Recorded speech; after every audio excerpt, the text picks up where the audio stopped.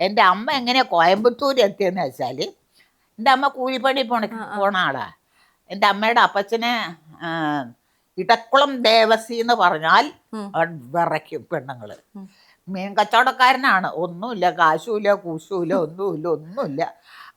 ഈ മീൻ വിറ്റ് കിട്ടുന്ന പൈസ കൊണ്ടാണ് ഇവർ കുടുംബം ജീവിക്കുക. പക്ഷെ അവർ 3 പെൺകുട്ടികളാ, ഒരാണും. ഒരു 4. മൂത്ത മോള് സുന്ദരി എന്ന് വെച്ചാൽ അതിസുന്ദരിയാ, മൂത്ത വല്യമ്മ. അതിപ്പോൾ ഈ കറുപ്പ് എൻ്റെ അമ്മ മാത്രമേ ഉള്ളൂ. എൻ്റെ അമ്മാമ്മ ഭയങ്കര നിറ. അത് കറുപ്പാണ് എൻ്റെ അമ്മ, ബാക്കി 2 നല്ല നിറ.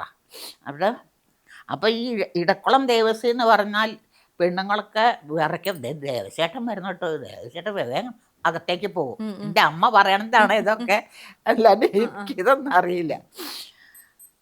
അപ്പോൾ എൻ്റെ അമ്മ അവിടുന്ന് കൂലിപ്പണിക്ക് പോകും. കൂലിപ്പണിക്ക് പോയിട്ട് ഏതോ ഒരു കെട്ടിടപ്പണിക്ക് പോയതാ.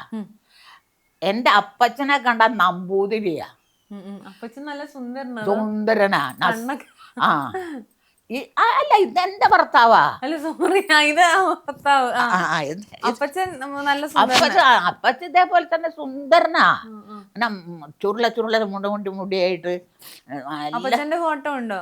ഇല്ല, അന്നൊന്നും അത്ര വലിയ ഇൻട്രസ്റ്റ് ഒന്നും ഇല്ല ഫോട്ടോ എടുക്കാൻ. പിന്നെ ഇത് വേണ്ടേ, പൈസ എടുക്കാനല്ലോ നമ്മളുടെ സാമ്പത്തിക ശേഷി വേണ്ടേ, അതൊന്നുമില്ല.